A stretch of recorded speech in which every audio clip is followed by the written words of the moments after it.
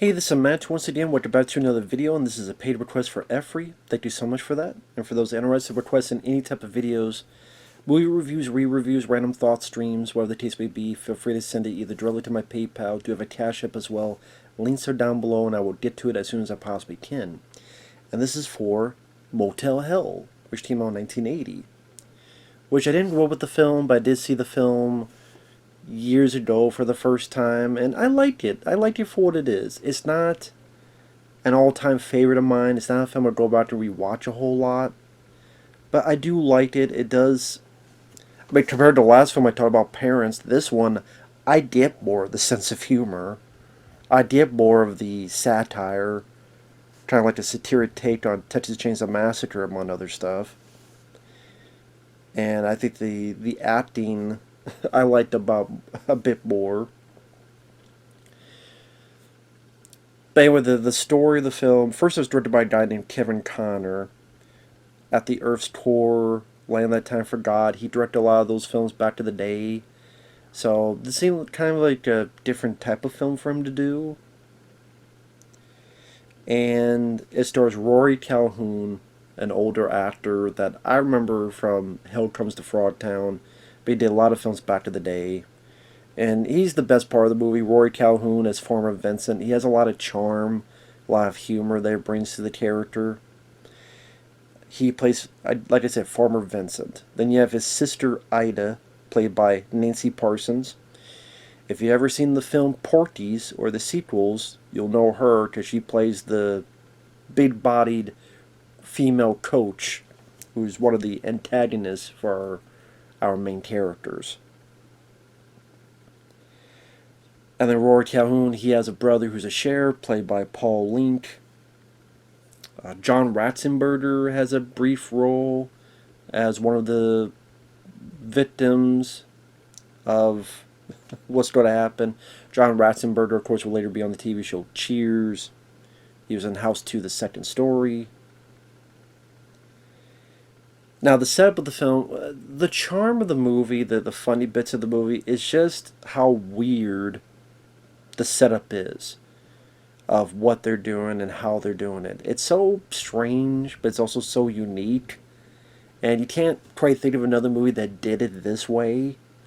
I think that's what helps set it apart from the glut of other movies that were out there at the time. You know, as they say, it takes all kind of critters to make Farmer Vincent's fritters. And to get into it, I'm going to have to give spoilers, so I would say watch the trailer. If the trailer intrigues you, give it a look. It's fun for what it is. Now, Farmer Vincent is famous for his smoked meats. And this is a horror film, so you pretty much know where that's going. But the way he does it is he'll do things like he'll set up traps. There's one point he sets up like fake cows on the road to make people stop. Or he'll have like bear traps. There's one early on that supposedly he shot with a shotgun, but I swear I could not hear the shotgun sound effect. And I rewound it a few times. Maybe it was the copy I have. Maybe it was the copy I had. But early on, there's this couple on a motorcycle. And it wobbles and they fall to the ground and crash. One guy's like knocked down. Seemingly dead, but not really. And the other girl, eventually Farmer Vincent sees her and takes her back to the motel. Because he gets a pretty quick liking to her. But when they wobble, I swear I don't hear any sound effect of like, later on, the brother character, the sheriff, he starts investigating and he finds some shotgun shell stuff on the tire of the bike. So he can later tell the girl, I think this is what's happening. But I swear to God, I cannot hear a fucking shotgun blast, anything at the beginning of that movie. And maybe it's by equipment, maybe, I don't know, maybe I'm alone in that. If you've seen the film and you know what I'm talking about, you let me know. But anyway, it goes from Farmer Vincent And the girl who's scared at first, she's confused, she's sad that the person she's with is supposedly dead. And then throughout it, she starts warming up to Farmer Vincent because of his charm. And like, this could be hard to believe, but I think Rory Calhoun does a good job because he does have this aura of his smiles and his old twang accent, and he just has this kind of. You can see why someone would like him, and he would seem like a trustworthy guy, and yeah, no preservatives. Or there's this family who stayed at the motel, and he gives them like stuff to try out, and the girls they went somewhere and got scared, and he's like, "Oh, I'll take care of it." Draw! And they just stare for a bit, then they stop. And he's like, "See?" So Rory Calhoun does a really good job bringing that. I keep repeating that word charm to the proceedings. So when I say the way they do their meats, their harvesting, so what they do is they'll set up a trap, whether bear traps or whatever. Like, for example, there's this van that's like a band or something, and the van flips. One of them is John Ratzenberger. He's like a drummer or something. And he'll put like sleeping gas, and then he'll take the bodies. So he has a secret garden that him and his sister run. They'll dig up holes and dump the bodies till they're up to here. Then they'll cut the throat here so they can't yell or scream. They just gurgle. They inject them with stuff. I guess it's the stuff they inject as well as the psychological nature of it that they kind of act like zombies after a bit. I can only assume it's because of what they get injected, and then I guess they lose their minds. Just pretty soon after, they start acting like not so much people, but again, like zombies. And so the farmer Vincent and Ida will do stuff like put these apparatuses to feed them. And then when the time comes, and if they're full enough, he'll put this weird hypnotism machine with like all the colors of the rainbow. And then they'll put like a noose around them, use his tractor and break their necks. But this is the humane thing to do. I take care of my animals. Only these animals are people. And of course, as you can tell, figure out, cuts them up, and this is the secret ingredient in the meat.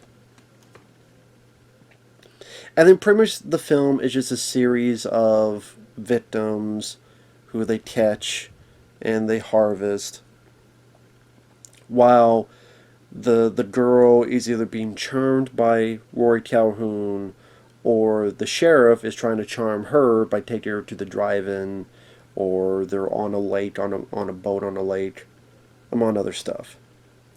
But yeah, then it becomes kind of just rinse and repeat. Either, again, like I said, there's a van that crashes and they get them, or there's these fake cows that they put on the road, and these two ladies, one gets drugged, the other drives off and tries to get help. And I guess she just passes out, because she's driving, and she's like, oh. I'm like, did she faint while driving? Did she pass out while driving? I didn't know what the fuck happened. I was confused. I'm like,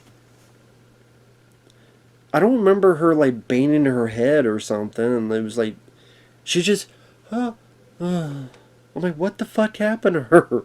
I don't know. There's these swingers that you tell they're perverted. I thought they were kind of fun. They had this certain energy to them. They think the motel is a thing for swingers. And, ain't you gonna shave? I always do. And eventually they get caught. Until ultimately, the girl and Rory Calhoun, they're going to marry. The sheriff brother's like, you can't do this. And Rory Calhoun steers him away with a shotgun. Now, I will say, I thought the guy who played the sheriff, Paul Link, he was just kind of there. I don't know if it was the character, or the actor, or the way it was written, but like I say, he's just kind of there. I think because Rory Calhoun has so much charm to him, and at times he works very well with Nancy Parsons. And even Nancy Parsons, she definitely has some funny bits to her. Like when the one girl is asking, and Nancy Parsons, she's looking at her stew, and there's like a hand, and it's like trying to nonchalantly mess with it so it'll sink in, but it'll like bubble up, and she's like having this face smile. She's trying to play it off cool and trying to hide this evidence. But Paul Link is just kind of. I mean, the girl. I forget her name. She's there. She's fine, I guess. Paul Link. But it just. I don't know. Maybe just. There's really no reason to take him seriously. I don't know. Just kind of. I don't know how to put it. He's just kind of there. And I think with a better protagonist, this could have went a few notches up. Or some more noteworthy. I didn't whether it was the way the character was written or who they cast in it. Yeah, I'm not quite sure. Maybe it's both. By which he was a bit of a stronger persona.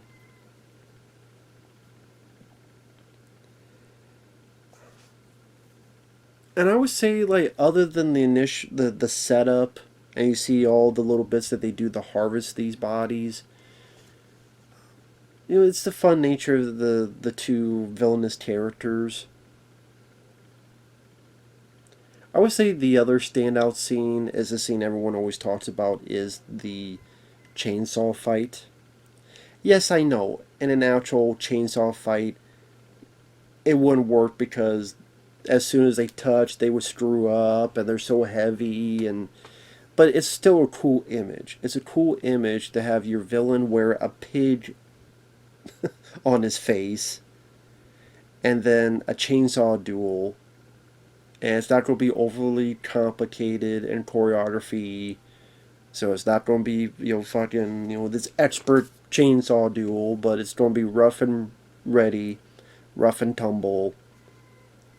Again, just the idea of having a chainsaw fight to begin with, and then your villain's wearing a pig head. It's such a crazy, weird, quirky visual, and it works. And to me, it's easily the best scene in the movie. Now, again, the sheriff, I kind of wish it was someone else, because I was pretty indifferent on the character. That's the thing. Maybe that's the thing. I didn't really care one way or the other about the character. He wasn't really somebody that had a strong enough personality or memorable lines of dialogue or a lot of strong scenes that made me go, oh, I gotta root for him, other than wanting good to overcome evil. So I think that they spent as much time on the. They spent a good time on the villains, and they are memorable. They spent just enough time on the hero, or again, recast. I think at the very least a recasting would have had at least someone who had an it factor to them. I think that could have helped. Because Paul Link, at the end of the day, the word I would go is apathy. Indifferent. Yeah. And I don't know if that's really the best way for technically your hero of the movie. And for the good chunk of it, he's such a buffoon anyway. And then, like, out of the blue, he starts finding these clues, and I'm like, okay, how did you find this? Like, I know there's the bit where the girl was screaming bloody murder while being chased in the vehicle, but then it's like a long while later, then all of a sudden, the sheriff is there, and there's the motorcycle, and he's finding the shotgun shells. How did he even find this place? Then he's there by the water where the cars are in. I'm like, how did you find this place? I mean, if you don't have an investigator, then have him, like, show how he gets from here to here to here instead of, Oh, now I'm here, right where I need to be. How convenient. And then I'm right there as well. How convenient. I'm the two places that I need to be to quickly find out that my brother is a killer. And I just thought they kind of, the whole investigation angle, they just kind of fast forwarded and go, yeah, he's there. Well, why is he at that point? Why is he at that specific place? Why is he at that specific... I don't know. Because he needs to find out his brother's a killer. Yeah, but it doesn't matter. Come on, we only have a couple minutes left. We only have like 20 minutes left. That and spoilers. Another portion is the victims who are not dead, who are one digs themselves out, digs the others out, and they all get Ida, and they all kill her. Well, what happened to them afterward? Did they run off to the woods? Did they try to go home? Are they going to kill other people? Like, are they crazy and bloodthirsty? They don't kill other people? Are they out of their minds and they're crazy and they're going to hurt other people? Are they going to try to go home? Are they going to try to go to a hospital? You never find out. It's just they grab Ida, they get to the whole chainsaw fight, which is a fun fight to see. It is the best part of the movie. I do like his last line, Rory Calhoun. I'm a hypocrite. I'm the biggest hypocrite. My meats, I use preservatives. I thought that was kind of fun. Like the way Rory Calhoun played it was perfect. And then they hear something. They were told about the secret garden, and they find Ida, but she's buried head first. She tits her legs a bit, but then dies. But what happened to the other zombies, the other people, the other almost victims? Don't know. That seems a pretty big asterisk at the end. I said, well, again, are they out killing people? Like, I just technically, maybe the sheriff didn't know that there were people there, so he's not going to call an APB. Because they never saw the secret garden, so they probably don't know what the hell was in there. But you also think they would wonder, well, who the hell killed Ida? Who did this to her? Are they still in danger? It just felt like the movie just forgets about the others, those other characters. So I thought that was a bit weird. So that, again, a chunk of the film is kind of rinse and repeat. If you're not into if you're not into Rory Calhoun's performance, if you're not into the whole setup of what they're doing, the harvesting, I don't know if you'll get as much entertainment out of this. Because it's kind of just that for a good chunk of the movie. But yeah, I thought it had, some fun senses of humor at times. I thought the two villains worked well. They definitely had that factor of being, they're doing horrible things, but they're cheery enough doing it. It does at least have one standout scene with a chainsaw duel. The music fits. Even the end of the song has this country twang to it, which kind of fits into the tone of the film. I would say the tone is consistent. It's consistently black comedy, so to speak. But yeah, I do wish the hero was a bit better. I do wish that his investigation actually made more sense as to how the fuck he went from here to there. Having a better hero would have been better. Maybe them having to deal with the zombies. I keep saying zombies because that's what they act like. They act like, or wild animals. However you want to put it. If there's an actual conclusion to that part of the story, I guess some would say they get their revenge. That's the conclusion. But it's like, well, what the fuck else happened to them? Where'd they go? Are they going to run amok in nearby town? I don't know. But other than that, I do think it's a fun movie. Again, it's not a film we watch a lot, but I've not seen in a while. I have the Blu-ray. I didn't check out the features. I should have. But I think I have the Blu-ray over there, as I'm looking at it over there. So, a lot of times if I watch a film, I just watch on the computer because it's easier that way. Which is weird. I mean, I got the Blu-ray, but I decided to watch on the computer. So go figure. But, with that said, if you like these kind of horror films, it's a fun one to watch. And, yeah, there you go with that. So thanks for watching. Take care. We'll see you guys later. Bye-bye for now.